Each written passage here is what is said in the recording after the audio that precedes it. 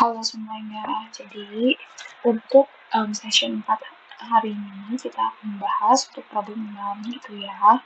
Jadi untuk problem topik ini, allocation and depreciation of difference itu akan dibahas di 2 pertemuan.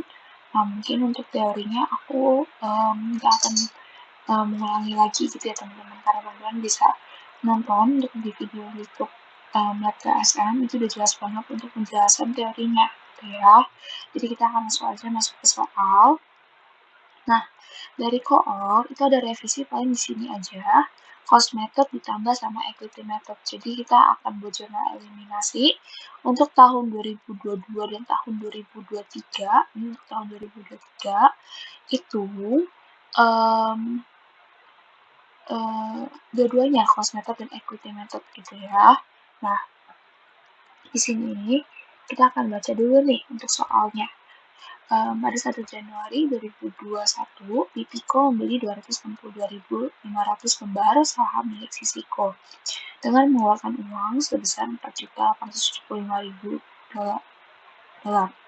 Berikut adalah data terkait equity Sisiko pada saat akuisisi. Oke, teman-teman, jadi di take note ya. Ini itu ada 1 Januari 2021, tanggal pengakuisisian si Pipico. Kalau kemarin pas session 3, kita kan belajarnya itu, kita bikin dulu tuh general entries-nya ya, untuk pada saat tanggal akuisisi, lalu bikin elimination entries buat tahun akuisisinya, habis itu kita akan bikin elimination entries untuk tahun depannya gitu ya teman-teman, kalau teman-teman ingat di session 3 kemarin. Nah di sini kita nggak diminta untuk bikin jurnal-jurnal yang awalnya lagi tuh, yang kayak um, aset pada investment in S atau pada cash atau apa gitu. Nah itu kita nggak diminta lagi. Jadi kita langsung bikin elimination entries untuk tahun 2022 dan tahun 2023. Jadi kita harus tahu apa aja nih yang perlu kita eliminate gitu ya. Nah di sini ada informasinya kalau misalkan dia ngeluarin uang itu ada sebanyak 487.000 dolar, 4.875.000 dolar untuk membeli 262.500 lembar saham ini gitu. Nah, di sini kita dikasih tahu ada preference share saham istimewa dengan part 8 nilainya segini, saham biasa share capital ordinary part 10 dengan totalnya 3.750.000, ada other contributed capital COCC 250.000, ada treasury share juga 150.000, laba ditahan 800.000. Nah, di sini ada si treasury share nih teman-teman. Kalau kita ingat dulu di Inter pernah belajar ya, ini selalu diulang-ulang. Treasury share itu akan sifatnya mengurangi si saham biasa, kayak gitu ya. Nah, jadi di sini kita akan cari dulu nih pertama-tama sebelum aku masuk informasi tambahan dan lainnya. Kita cari tahu dulu nih. Jadi sebenarnya si Sisiko ini tuh punya berapa lembar saham sih, gitu ya. Nah, caranya gimana? Oh ya udah, si total nilai saham kita 3.750.000 dibagi sama 10, lalu kita akan mengurangi dengan si treasury share-nya, yaitu si 120.000 dibagi sama 6. Nah, kita dapat di sini bahwa outstanding common stock-nya si Sisiko itu adalah 350.000 shares. Oke? Okay? Nah, tadi kan kita beli itu sebanyak 200, bukan kita, PP. Si PP itu beli 262.500 shares gitu ya. Kita bagi nih sama 350.000. Berarti kita dapatnya berapa? Oh, ternyata si PP itu mengakuisisi si sisi sebesar 70% gitu ya. Oke, ini aku akan anggapnya jadi T sama S aja ya. Kayaknya ini lucu sedikit gitu. Jadi kita anggapnya Peko mengakuisisi Esko gitu ya, 70%. Nah, oke, kita akan masuk pertama. Kalau teman-teman bayangin nih, kalau di session 3 kemarin, setelah kita buat jurnal untuk tahun depan ya, untuk tahun keduanya after acquisition-nya kita kan pasti akan membuat jurnal untuk si reciprocity-nya, yaitu si cost method. Ingat ya, reciprocity itu untuk cost method saja, bukan untuk si equity method gitu. Kenapa? Karena di equity method kan kita selalu catat tuh si investment in S-nya, semua pergerakannya, kayak gitu. Kalau misalkan, dan net income-nya juga. Kalau dalam cost method ini, mereka itu nggak catat gitu. Jadi untuk perubahan return earning itu catatnya di reciprocity aja gitu. Nah, ini kita recap dikit ya. Nanti kita juga perlu bikin elimination entries nih untuk net income yang kita catat di equity dan ada dividen juga. Kalau dividen kan cost method sama equity method catat ya, cuman beda di ininya aja, yang satu dividen income, yang satu investment in as, kayak gitu. Oke, sebelum masuk sini aku mungkin mau bikin CAD schedule dulu kali ya. Kita sebelum masuk mana-mana, kita bikin CAD schedule dulu. Nah, kita masukin nih. Implied value-nya si parent, berarti kita masukin nilai tadi dia keluarin uang berapa sih, P? Dia ngeluarin uang sebanyak 4.875.000. Lalu, ini kan untuk 75%, berarti kita bagi aja si 4.875.000 ini sama 75%. Dapatnya itu adalah 6.500.000. Sisihnya itu berarti adalah NCI. Oke. Nah, di sini book value of equity nanti akan aku pastikan lagi dengan koor gimana ya. Apakah boleh langsung tulis total aja atau kolom parent dan NCI perlu diisi gitu ya. Nanti akan aku pastikan lagi. Nah, untuk common stock, ingat common stock berarti itu kan saham biasa. Oke, kita berarti akan catatnya sebesar 3.750.000. Lalu, si other contributed capital itu sebesar 250.000. Return earnings-nya sebesar 800.000. Dan ada si treasury shares-nya. Treasury shares ini ingat sifatnya mengurangi. Berarti aku langsung masukin aja minus 150.000. Nah, ini aku langsung sama aja ya. Dapat hasilnya itu adalah sebesar 11. Sorry. Ini harusnya bukan sama. Harusnya ini dikurangin sama ini. Kayak equity. 1.850.000. Oke. Nah, ini nih ada yang hal baru nih di sini. Di sini itu si Siko ini tuh punya aset-aset lain. Dia punya tanah, dia punya kendaraan, dia juga punya bangunan. Nah, untuk poin pertama, tanah milik Siko itu dia punya kos sebesar 5.250.000. Tapi dia tuh dinilai terlalu rendah sebesar 20% dari book value-nya. Artinya, book value-nya itu lebih kecil gitu ya daripada fair value-nya begitu. Jadi kita akan kali ini. Kita akan kaliin berapa? Kita akan kaliin nilainya yaitu sebesar 5.250.000 dikali sama 20%. Nah, ingat teman-teman, kalau misalnya nonton YouTube PPSM, sudah dijelasin tuh, kalau misalkan asetnya itu adalah under value, nilainya akan minus, gitu ya. Jadi sini nilainya akan minus, teman-teman. Untuk si vehicle, di poin kedua, di sini, kendaraan yang dimiliki oleh Sisiko memiliki nilai buku sebesar 800.000 pada saat akuisisi, di mana kendaraan tersebut telah diperoleh perusahaan sejak awal tahun 2019 dan disusunkan dengan metode garis lurus. Nah, di sini kalau misalkan suatu aset menggunakan metode garis lurus, berarti kan akan konstan terus dong depresiasinya. Nah, nanti ini akan memudahkan kita nih ketika kita membuat jurnal eliminasi. Tapi, oke, kita lanjut dulu ya, selama 10 tahun. Namun ternyata kendaraan tersebut memiliki nilai wajar sebesar 25% lebih tinggi daripada book value-nya. Jadi book value-nya itu lebih kecil nih daripada fair value-nya, gitu ya. Jadinya kalau misalkan lebih kecil, berarti kita akan minus lagi nih. Berarti gimana cara perhitungannya? Cara perhitungannya itu berarti si 800.000 kita kaliin sama 25%. Oke? Sesuai dengan dia tuh berapa persentasenya gitu. Nah, yang ketiga itu dia overvalue ya ternyata kalau misalkan dari CAD schedule ini. Jadi si Sisiko juga memiliki bangunan yang dinilai terlalu tinggi senilai 350.000 dari fair value-nya. Oke. Jadi menurut si Sisiko ini jadinya dia itu terlalu tinggi gitu. Jadi book value-nya itu lebih tinggi daripada si fair value-nya gitu. Lebih tinggi 350.000. Nah, bangunan ini disusun dengan metode saldo menurun ganda. Nah, kalau tadi kan si kendaraan menggunakan metode garis lurus. Dan dia akan konstan depresiasinya terus gitu setiap tahunnya. Kalau misalkan yang poin ketiga, si building ini tuh menggunakan metode saldo menurun ganda. Artinya, depresiasinya itu akan terus berubah tiap tahunnya. Kan kalau misalkan double declining itu kan kalian perlu cari rate-nya, bisa dikalikan dengan nilai pada saat itu ya kan, berarti cost kalau misalnya baru dibeli, atau cost dikurangin dengan akumulasi depresiasinya kayak gitu. Nah itu akan terus berubah tuh nanti. Nah nanti kita akan lihat untuk di tahun 2022 dan tahun 2023 untuk si depresiasi buildingnya itu akan berubah gitu ya. Nanti kita akan lihat. Nah di sini berarti buildingnya itu langsung ke di 350.000. Tapi kondisinya dia itu book value-nya lebih besar daripada fair value-nya. Oke, book value lebih besar. Karena book value lebih besar, jadi kita masukin aja di secara nilai positif.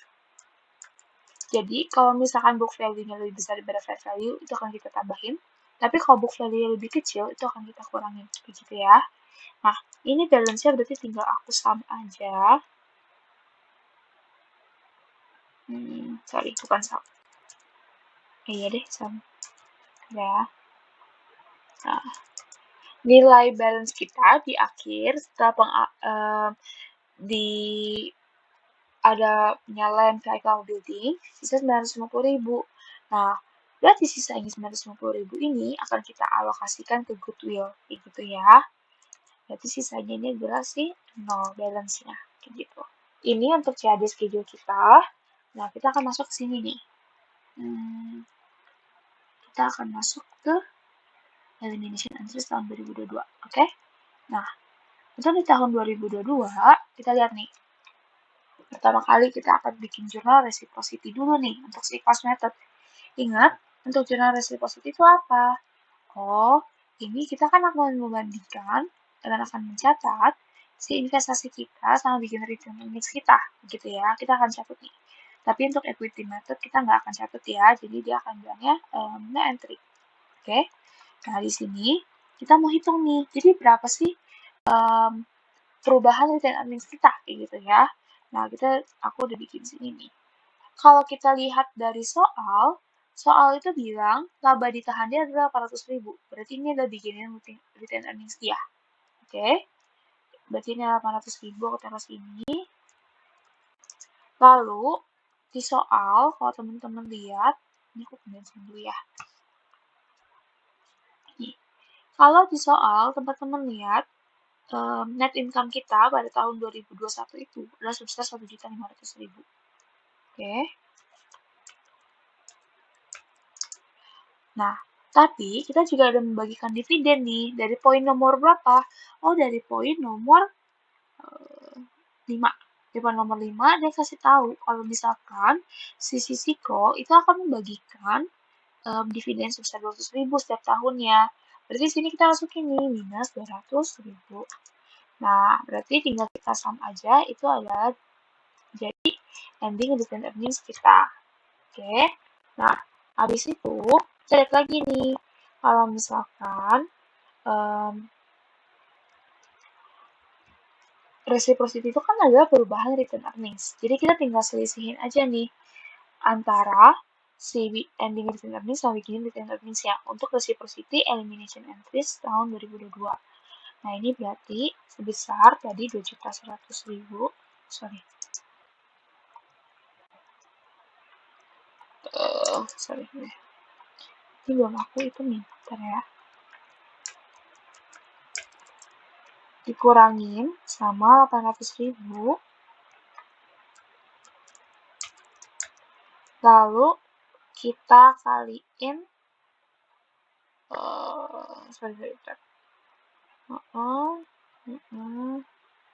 habis itu itu kan buat tahun 2021 ya, tahun 2022 kan kita ada bagian dividen lagi dong, berarti kita kurang lagi nih sama si 200.000 gitu ya.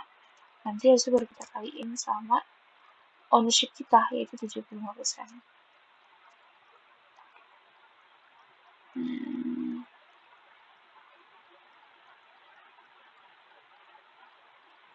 Oh, 200.000 ya nggak usah ya, tadi kan udah di-include ya. Jadi ini akan kita kurangin di 2023, sorry. Nah, ini bener.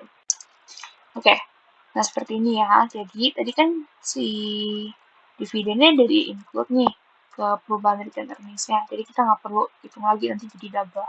Nah, ini udah langsung aja. Terus 2.100.000 dikurangin sama 800.000. Kita selisihin nih perubahan return earnings-nya berapa. Lalu kita kaliin sama ownership kita. 70% dapat 975.000. Itu buat reciprocity. Lalu, kita akan masuk ke net income. Nah, di net income ini, kan yang catat cuma si equity method ya, si cost methodnya no entry gitu. Nah, di sini nih kita akan catat gitu. Kita akan catat, ini fokus dulu. Nah, ini kita akan catat berarti untuk si jurnalnya kan berarti nanti si AC pada investment in S gitu ya, equity in subsidiary income pada investment in S. Nah, kita akan catatnya nih. Oke, kita akan masukin dulu net income-nya pada tahun 2022. Kita lihat dari soal, ke tahun 2022 itu, dia kan si Siko dapat net income itu 1.800.000. Berarti, dari sisi, dari point of view-nya si P company, itu kan berarti 1.800.000 dikaliin sama 75%. Ya kan? Itu jadi net income kita. Lalu, tadi itu ada vehicle-nya. Nah, vehicle-nya itu, kalau kita lihat dari sini, tadi kan dia itu under value ya, sebaik 200.000. Nah, berarti ini kan sini kita masukin nih, minus 200.000. Nah, tapi kita lihat nih, minus 200.000 ini, itu dia bilang sejak di awal tahun 2019. Berarti, kalau misalkan nilai 200.000 itu sejak awal tahun 2021, berarti kan dia baru kepakai 2 tahun dong, 2019 dan 2020. Kalau kita data 200.000 itu sejak awal tahun 2021, berarti baru kepakai 2 tahun nih dari 10 tahun yang ada. Berarti saya kan 8 tahun. Berarti si minus 200.000 ini akan kita bagi sama 8 tahun. Dan jangan lupa untuk dikali sama persentasenya 75%. Kayak gitu. Jadi kita lihat dari selisih under value dan over value-nya itu, kita lihat nih, oh ternyata dia masih sisa berapa tahun gitu. Jadi kita nggak bisa langsung pakai 10 tahun karena datanya itu kan per tahun 2021. Sedangkan dia udah ada dari sejak tahun 2019 gitu. Mungkin ada depresiasi dulu sebelumnya gitu-gitu sehingga nilainya bisa segitu gitu ya. Lalu jangan lupa dikali 75%. Nah, kalau buildingnya ini, kita lihat nilai buildingnya ini kan dia itu kan untuk tahun ini ya, untuk tahun ini.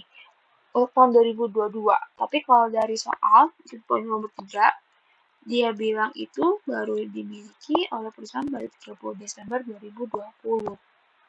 Oke, jadi kita hitung dulu nih gitu ya. Kita hitung dulu berapa sih gitu. Oke. Oke. Nah, kita lihat kalau misalkan dia itu kan nilai awal building itu tadi 350.000 ya enggak. Nilai awal building itu adalah 350.000. Itu adalah 350.000. Nah, kita itu kan menggunakan saldo menurun ganda. Berarti kita perlu cari rate-nya dong. Rate-nya itu berarti 2 dikali sama 1 bagi 8 ya. Jadi dia kan 8 tahun ya buildingnya. Nah, selama 8 tahun. Berarti ini 2 kali 1 bagi 8. Nah, dapat 25%. Kayak gitu ya. Nah, kita harus catat untuk over value building ini juga gitu ya. Berarti kita catat berapa nih? Oh, berarti si 350.000 ini kita catat nih sama untuk tahun 2021 ya berarti ya. Untuk tahun 2021 itu sebentar. Ya kan di tahun 2020. Oke. Oh, kalau 30 Desember berarti kan mulai dari tahun 2021 ya. Ya, dari tahun 2021, berarti kan dia 350.000 dikali sama 0,25, ya kan? Untuk tahun 2022, itu berarti 350.000 dikurangin sama ini, dikali sama rate-nya. Ini, gitu. Nah, ini kan pada akhir tahun 2022 nih. Nah, kita masukin nih ke sini. Berarti si 65.625, jangan lupa kita kali sama 75%. Itu, dapetnya segini, 49,9. Dan terakhir ada loss on impairment. Loss on impairment itu kenapa? Kita lihat dari soal, oke? Kita lihat dari soal tadi. Nilai impairment pada tahun 2022 itu berapa? Nilai wajar goodwill, kok nilai impairment sih? Nilai wajar goodwill pada tahun 2022 itu 900.000. Oke? Pada tahun 2022, fair value-nya goodwill itu adalah 900.000. Tapi, pas kita lihat dari soal, allocation to goodwill 950.000. Berarti beda dong yang kita alokasiin sama nilai fair value-nya. Dia 950.000, fair value-nya 900.000. Berarti ada loss on impairment sebesar selisihnya yaitu 50.000. Nah, di sini 50.000-nya itu kan loss on impairment semuanya ya. Kita kaliin aja sama ownership kita, yaitu sih 75%. Kayak gini. Nah, ini jadi dapat selisihnya. Net income dikurangin sama yang lainnya. Dapat hasilnya adalah 1342999. Ini jadi nilai AC dan investment invest kita. Kayak gitu. Itu baru net income. Lalu untuk dividen ini gampang ya. Kalau cost method itu kan menggunakan dividen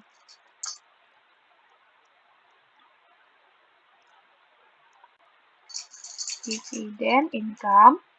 Kalau misalkan si investment equity method itu kan menggunakan investment in S gitu. Kreditnya sama-sama dividen declared, bedanya di debitnya aja. Nah, ini sebesar berapa? Tadi di soal dia bilang kalau misalkan si S itu akan membagikan dividen 200.000 setiap tahunnya. Berarti ini kita akan kaliin 200.000 sama ownership kita, yaitu adalah 75%. Oke. Nah, ini udah.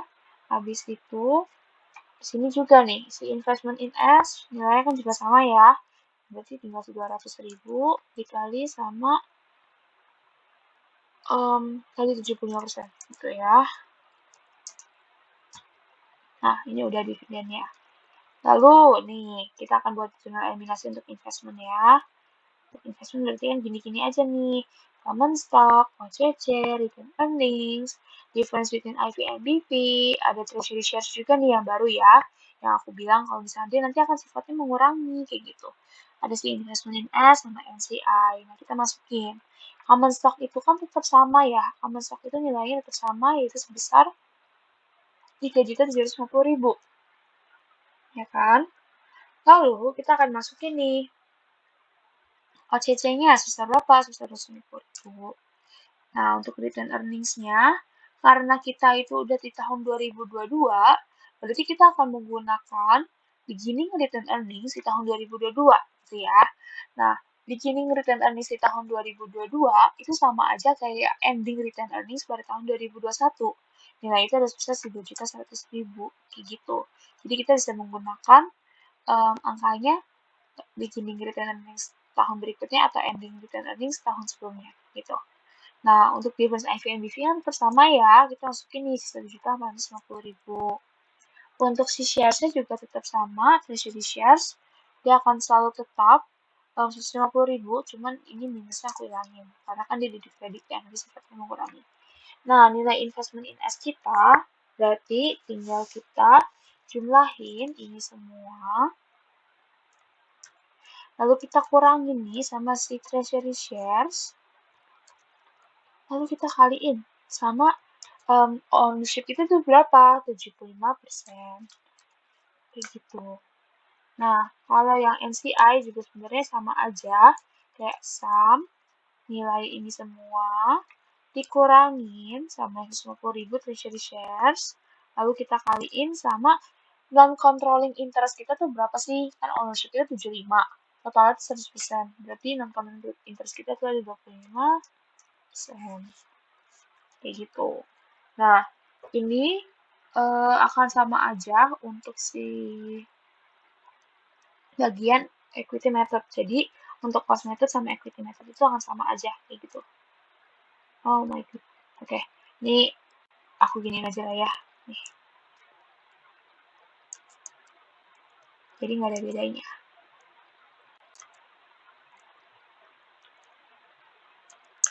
Oke, nah, udah.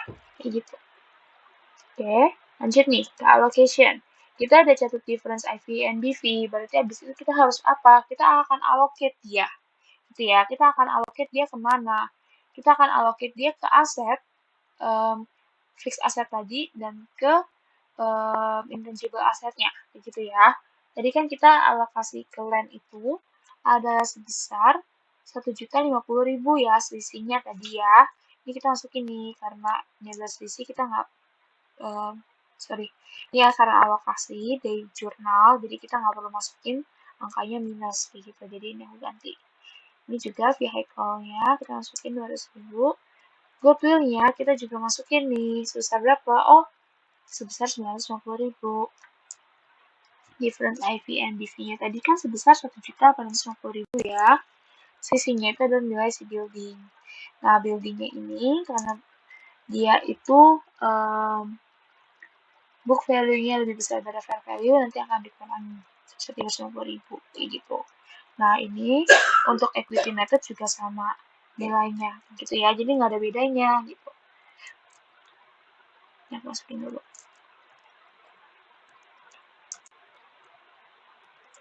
Oke, karena ini video nanti teman-teman bisa mundurin lagi gitu ya kalau seandainya aku kecepatan.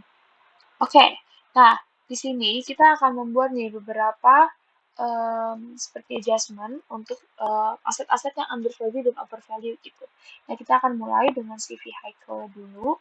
Untuk si vehicle, ini aku langsungin aja. Nah, kita lihat nih. Si vehicle tadi kan under value ya. Nah, kalau under value itu kita akan di sini itu akan berpengaruh pada beginning return earnings dan NCI kayak gitu. Karena dia sifatnya mengurangi, vehicle yang mengurangi, berarti kan kalau beginning return earnings itu kan biasanya relatednya ke expense kayak gitu ya. Jadi itu akan menambah expense-nya dan NCI-nya juga. Nah, untuk nilai vehicle-nya itu berapa? Untuk nilai vehicle-nya itu berarti tadi si vehicle itu berapa sih? 200.000 kita bagi sama umur sisanya. Karena tahun 2019 itu dia baru punya, dan 2020 dia baru 2019 sampai 2020 dia udah punya. 2021 baru akuisisi, berarti kita cari sisanya, yaitu berarti 8 tahun. Gitu ya, karena udah kepakai 2 tahun. Nah, ini 25.000. Nah, ini kita akan alokasi ini. Gampang banget, berarti tinggal untuk si beginning return earnings parent, kita kaliin sama 75%. Kalau misalkan si NCI tinggal kaliin sama sisanya, yaitu 25%. Kayak gitu. Nah, di sini kita lihat nih, ini yang membedakan cost method dan equity method. Lihat nih, mereka menggunakan akun namanya beginning return earnings, sedangkan kalau di equity method mereka menggunakan investment in S. Padahal angkanya tuh sama aja, cuma beda di jurnalnya aja, pencatatannya. Jadi kalau misalkan equity method itu mereka emang selalu relatednya tuh apa-apa investment in S, apa-apa investment in S, kayak gitu. Nah, oke, ini udah. Nah, sekarang kita akan catat nih depreciation-nya berarti berapa. Oh, depreciation-nya itu berarti ya sebesar si 200.000 tadi dibagi 8. Berarti 25.000. Nah, kalau dia garis lurus itu gampang banget kayak gini, teman-teman. Nah, yang agak tricky ya di sini adalah si nilai building-nya. Gitu ya. Oke. Nah, di sini aku masuk. Nah, ini adalah jurnal yang perlu kita bikin. Kalau under value berarti vehicle kita kurangin.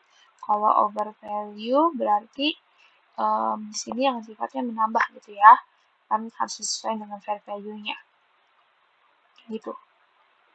Iya. Ya pokoknya intinya gitu aja ingetin ya. Kalau dia under value, dia sini, dia berkurang. Kalau over value, dia ditaruh di debit, kayak gitu ya. Nah, kita lihat nih. Untuk depresiasinya, untuk yang di tahun 2022 ini, untuk penyesuaiannya, itu kan berarti kita masih menggunakan depresiasi tahun lalu gitu ya, yang di tahun 2021.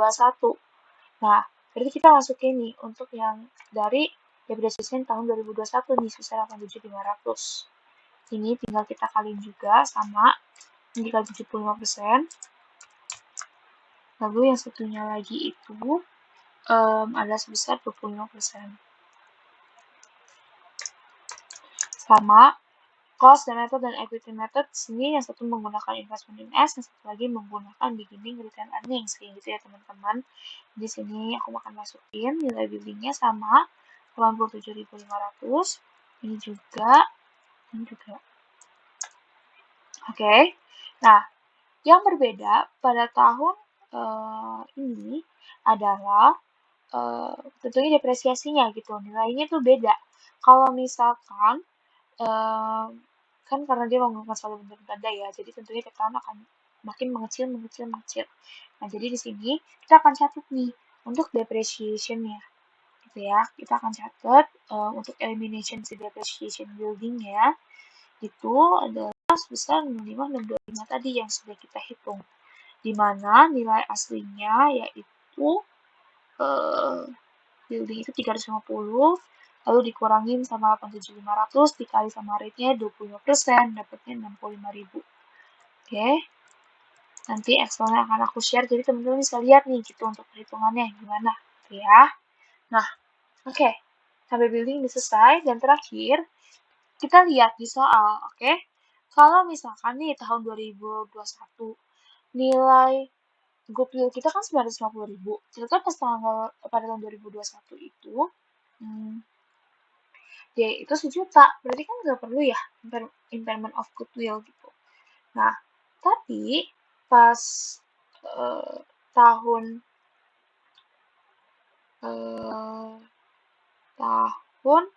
2022 dia turun jadi 900.000 nilainya. Berarti kan kita adjust ke 900.000 dong. Nah, itu berarti akan mengurangi tuh impairment kita gitu. Yaitu berarti kita akan bikin jurnalnya, kita akan mengurangi aset kita, loss on impairment pada goodwill sebesar berapa? Sebesar selisihnya. Itu selisih 950.000 dikurangin sama 900.000. Nah, ini ada nilainya. Tadi kita sempat cari ya di atas ya, untuk yang perhitungan net income itu. Oke, itu buat tahun 2022.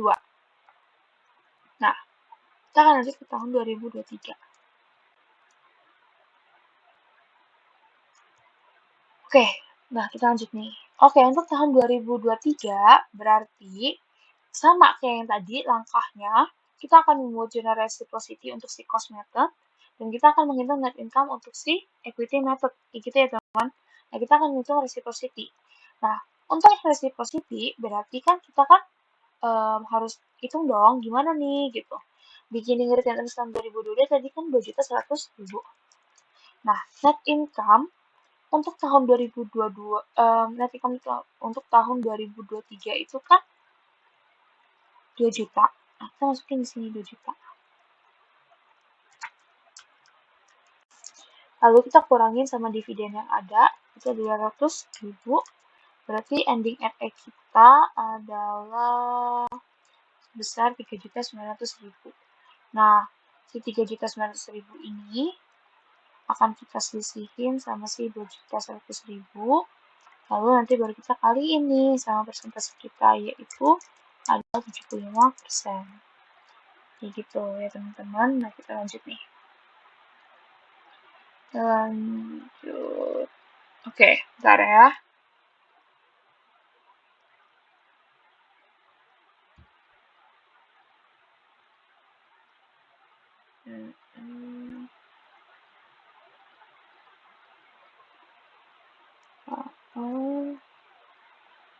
Net income yang tahun 2023 itu sorry. Kita catatnya harusnya yang tahun 2022 ya doang 1.800.000 bukan 2 jutanya gitu ya. Kan kita bikin ini. Oke. Ini berarti adalah 1.800.000, ya kan? Kalau revisi positif itu kan kita mau cari perubahan yang kemarin ya, kayak gitu.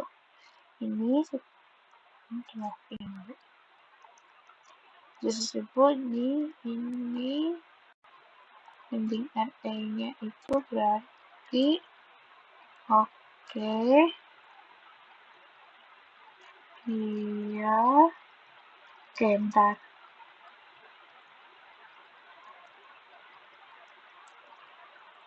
Beginning tahun 2022 tadi itu adalah sebesar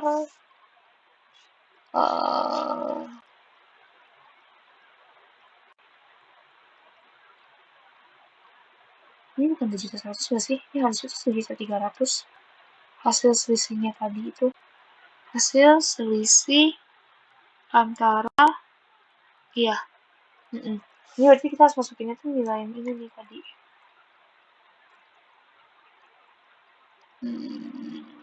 Nilai selisih antara ini sama ini. Berarti 7.100 dikurangi 800.000 itu adalah 7.300.000. Nah, 300.000 ditambahin sama 1.800.000 dikurangin sama 200.000, lalu kita kaliin sama ini, gitu ya. Berarti 1,3 tambah 1,8 dikurangi 200.000, itu nanti hasilnya akan jadi segini. Nanti ini akan ditekan sama 75%. Oke, nah kita lihat di sini. Kalau misalkan oke, nah di sini kita akan catat nih. Berarti kan ada perubahan return earnings ya. Perubahan return earnings-nya itu berapa? Nah, itu adalah sebesar ini. Berarti tinggal kita masukin aja langsung. Bentar deh, kok aku jadi bingung sih? Beginning return earnings 2022 itu kan tadi sebesar 2.100.000 kan? Bener dong? 2.100.000. Habis itu kita 700.000 ditambah sama net income dikurangin sama dividen.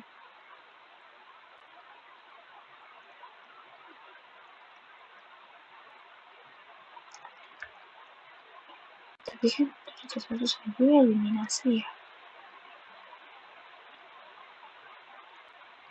Oh, oke. Jadi tadi kita pakainya itu adalah sih 7.300.000. Oke, tetap dari selisihnya antara 2.100.000 terus sama 800.000 tadi tuh.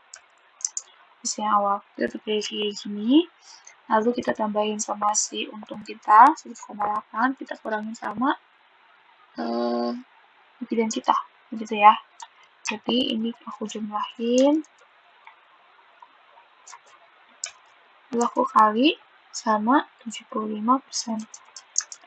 Nah, dapetnya adalah 24.175.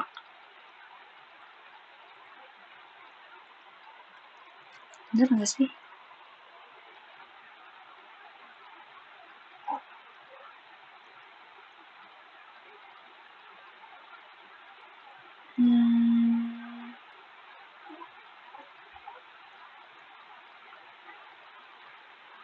Bener kan ya harusnya 1.300.000 ditambah sama perubahan ini kan perubahan RE kemarin 1.300.000 ditambah sama net income dikurangin sama dividen. Habis itu bisa nggak salah dong, nggak boleh. Harusnya 75% dikali sama ini tambah ini kurang ini. Maaf guys, oke. Nah ini udah benar makanya. Oke. Gitu ya untuk reciprocity. Untuk equity method nggak perlu kita bikin, ini udah. Oke. Nah, habis itu di sini Kita akan hitung lagi nih untuk net income. Tentunya buat si cost method mereka nggak catat ya. Nggak catat itu cuman si equity method aja gitu. Nah, sini kita masukin nih. Net income-nya berarti kan untuk tahun 2023 itu dia bilang net income dia adalah sebesar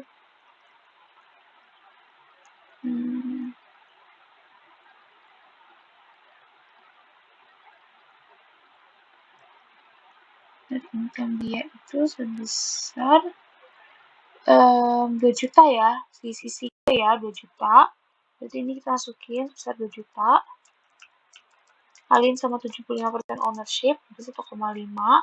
Lalu si vehicle-nya tetap sama. Vehicle-nya itu berarti dia tetap ya tadi ya. Berarti tetap sebesar si minus 200.000 dibagi 8 dikali 75%. Habis itu building kita, nah building nih yang agak beda nih. Building kita, itu kita akan menggunakan si angka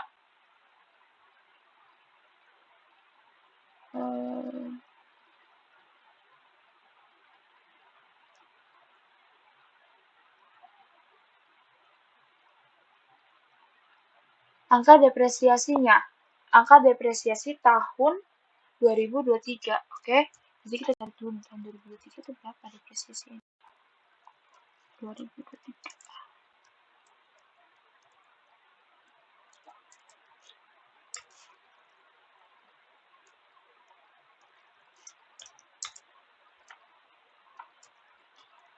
Sembilan, 219, oke? Ini angka depresiasinya si building baru tahun 2023. Masukin sini. Oke, teman-teman jangan pusing ya. Oke, masih bisa. Nah, ini dikali sama ownership-nya 75%. Nah, dapat segini. Habis itu, kita jumlahin aja. Itu jadinya adalah nilai untuk AC dan investment minus yang bisa kita akuin tahun ini. Yang gitu ya. Ini kita jumlahin aja. Jadi dapatnya 1,4.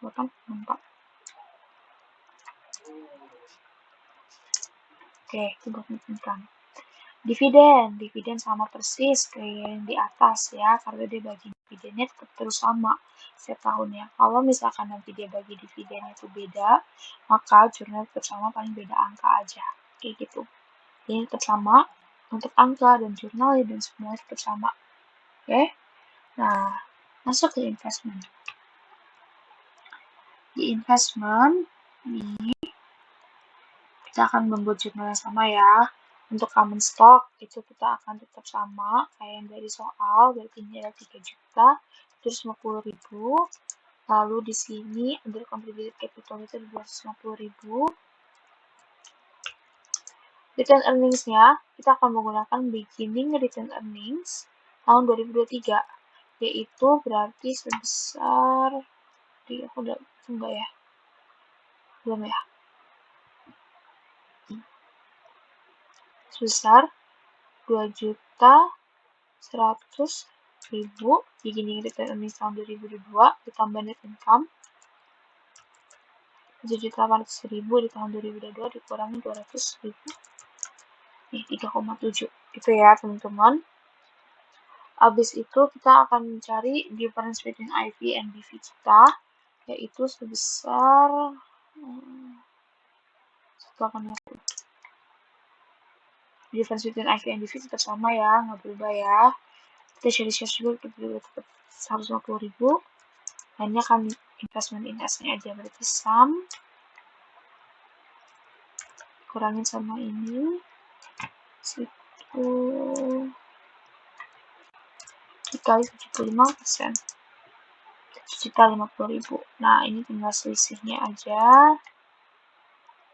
Kalau kalian mau kaliin sama 25% juga nggak apa-apa ya, cuman ini aku langsung aja. Nah, ini untuk jurnal eliminasinya. Jadi paling tuh kalau jurnal eliminasi nih, angka common stock, other contributed capital, difference IV and BV, sama treasury shares itu udah pasti sama. Yang beda itu adalah di return earnings-nya. Nah, kalian harus tahu oh retained earnings itu berubah karena apa? Oh karena net income dan dividen, ya berarti kalian harus hitung, kayak gitu. Nah, ini untuk NCI-nya berarti kan investment in asset 75%, NCI 25%, kayak gitu aja ingetinnya.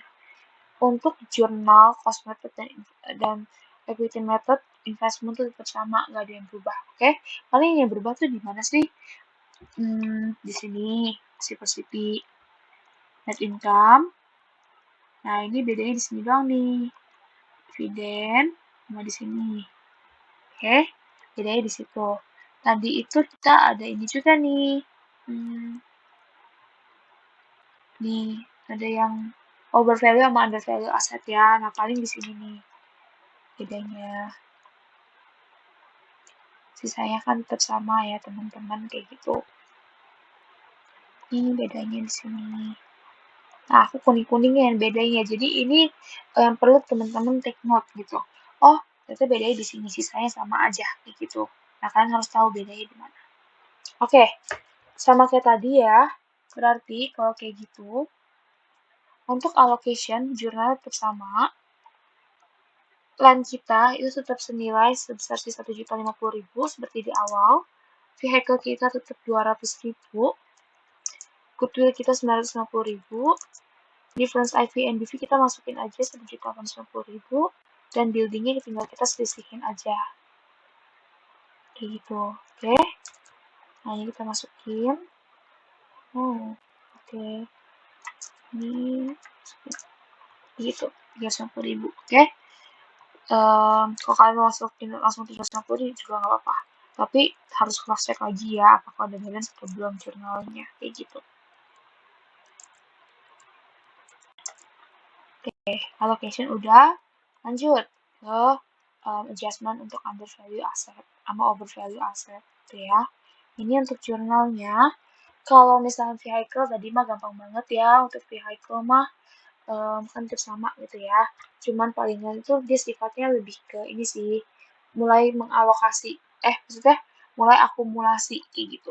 Jadi tadi kan vehicle-nya kita itu adalah sebesar 200.000 ya.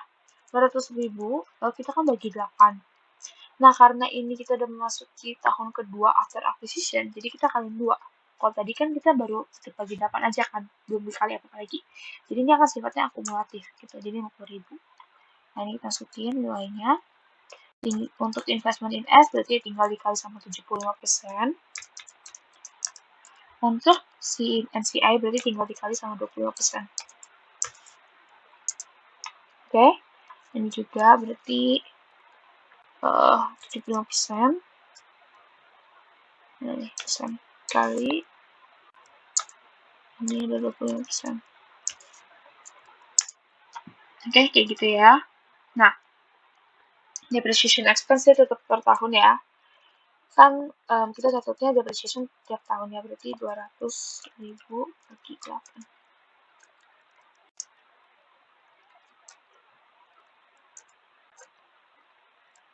Gitu. Oke. Untuk building kurang lebih juga sama. Karena kan nggak ada perubahan apa-apa lagi nih. Untuk building juga dia akumulatif sifatnya. Berarti kita akan tambahin aja yang tahun 2022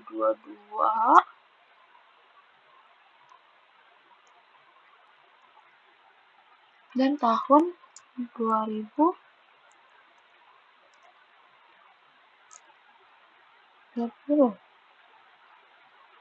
Bentar. Iya.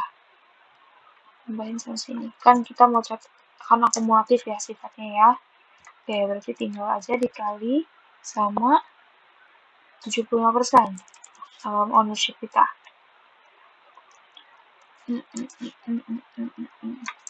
Ini dikaliin sama 25%. Oke, ini tetap sama. Nah, ini paling take note aja bedanya di investment in S sama beginning RE. Gitu. Oke. Nah, lanjut. Sini. Jadi kita udah hitung ya, untuk depresiasi tahun 2023 itu nilainya adalah sebesar 49 juta. 49.000 ini gitu. Nah, masukin aja sini. Oke. Habis itu kita lihat nih. Kita lihat ya di sini. Dari nomor 8. Oke. Nah kita lihat.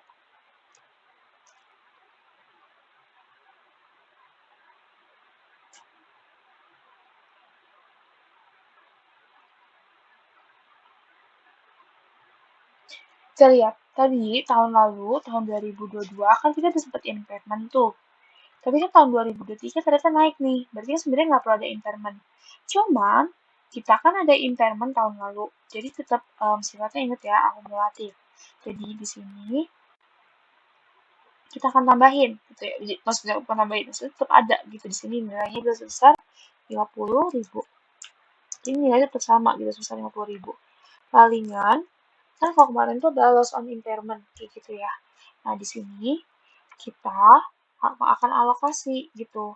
Yang di sini kita akan kali sama 75%, yang di sini kita akan kali sama 25%. Oke, juga sama. Nah, bedain situ aja tuh. Yang satu pakai beginning RE parent dan satu lagi discontinued S. Untuk cara eliminasi, kita udah selesai. Nah, kita akan masuk ke sini, non-controlling interest-nya, oke? Nah, kita lihat nih, untuk non-controlling interest-nya berarti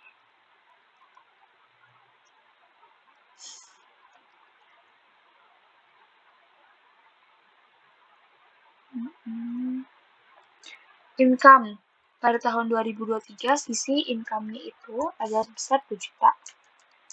Kita masukin nih.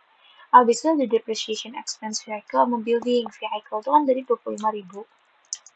Lalu si building itu dia sifatnya minus kan, berarti kita masukin nih si 49.000 ini. Oke, berarti kan ada selisih itu sebesar ini. Nah, ini kita masukin ke sini adjusted income-nya. Itu sebesar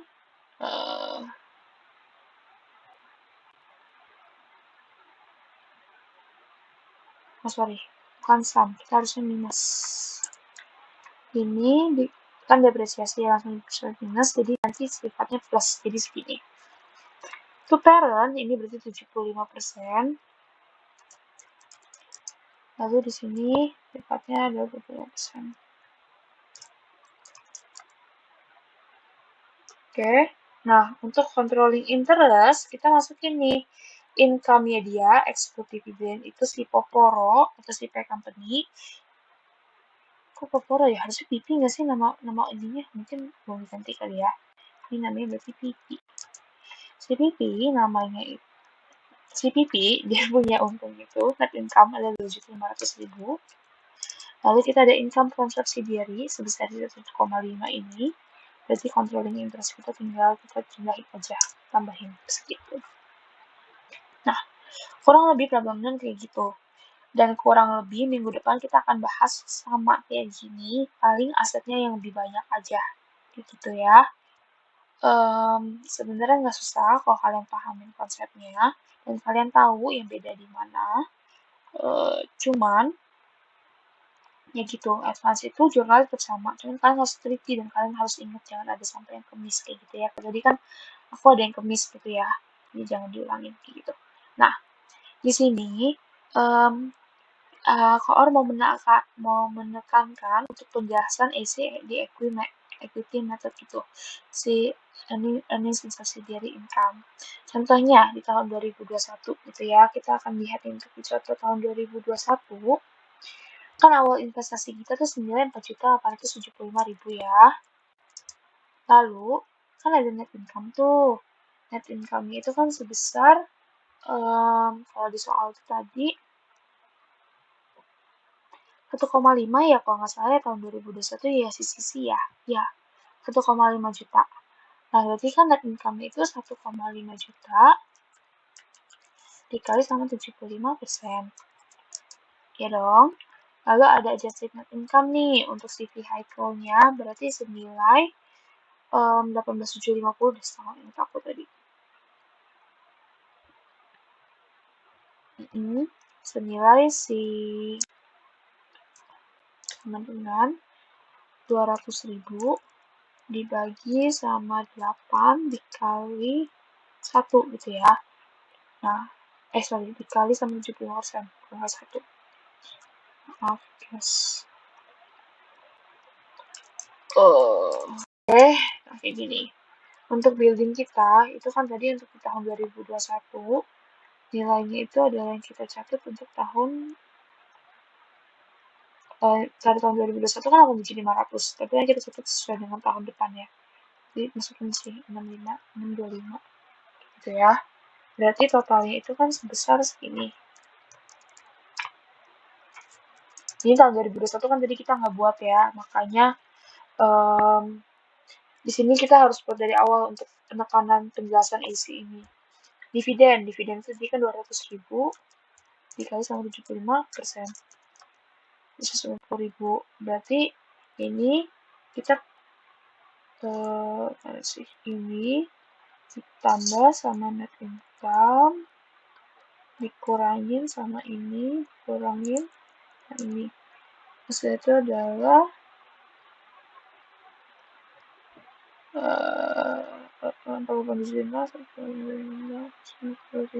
oh, ini sama aja.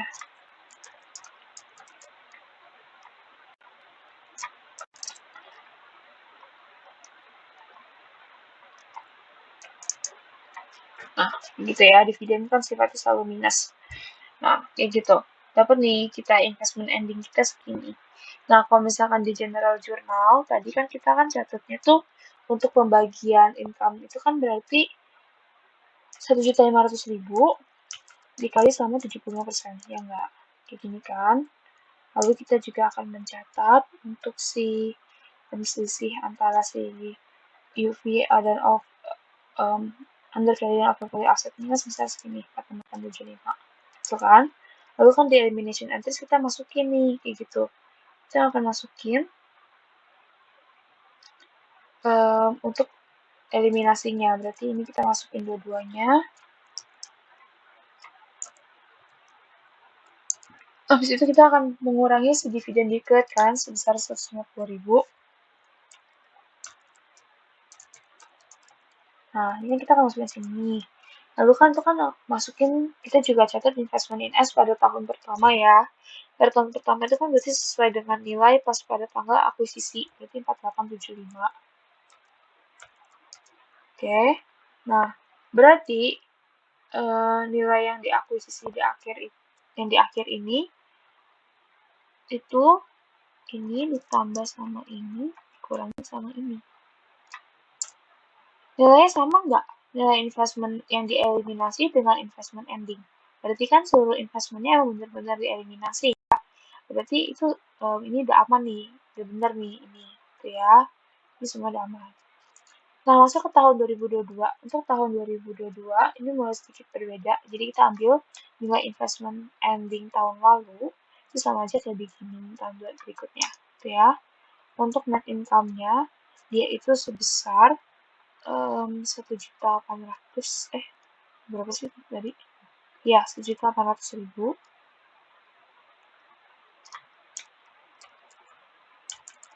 dikali sama 75%, dapatnya ada 1.350.000. Lalu kita masukin di CV vehicle tetap sama ya. Nah, yang beda si building itu nilainya sebesar 49. Lalu juga ada loss on impairment. Kita udah mulai catat impairment di tahun berikutnya, ya kan? Kita masuk di tahun 2022 ada impairment 50.000 nih.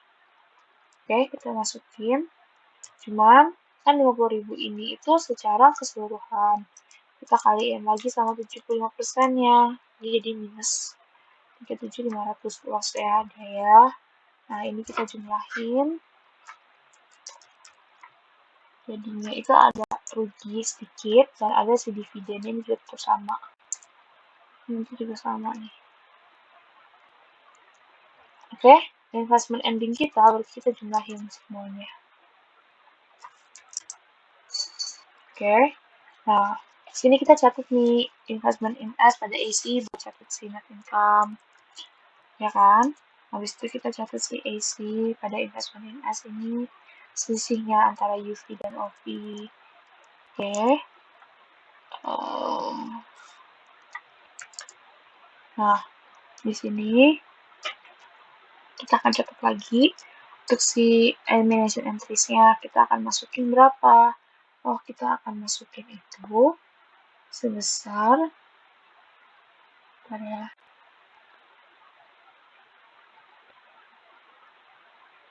Oke. Sebesar selisih antara ini dan ini. Masuk ini. Karena dia beda posisi jadi ini ya, apa namanya ya? Dikurangin ya. Kalau tadi kan ini ditambahin. Ini sih tadi aku. Nah, 120. Nah, ini. Oke. Habis itu declare dividen declare tetap sama 90.000. Untuk investment in S itu agak beda. Oke. Untuk investment in S ini yang kita catat itu ada sebesar 5.850.000 kayak tadi.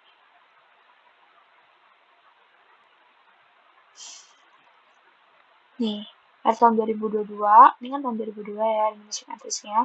Kita catat investment in S itu 5.850.000. Nah,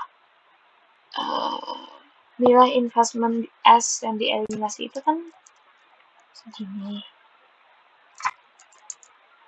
Bentar, ini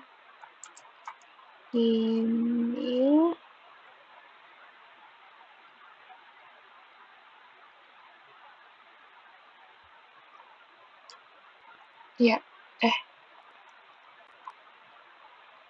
gimana? Oke, sama kayak tadi, enggak. Ini ditambahin sama income, dikurangin sama ini. Nih, berarti segini. Sama kayak tadi ya. Nah, tapi ending balance kita itu kan tadi kita hitung 708944. Nah, berarti ada selisihnya dong. Selisihnya itu ada sebesar 46.875. Nah, di sini udah ada notes-nya.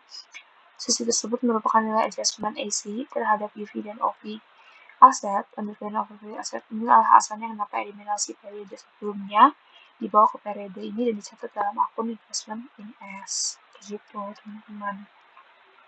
Nah, untuk yang tahun 2023 juga sama. Investment beginning pada tahun 2023 itu adalah senilai 78944 untuk dari sini.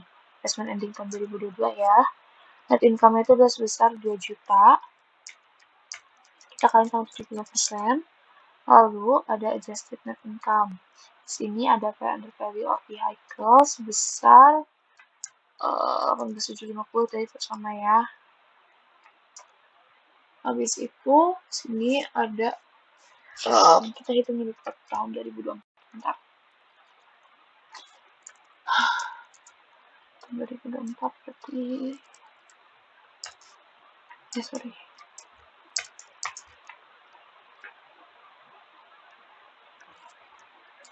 Dikali sama 25%.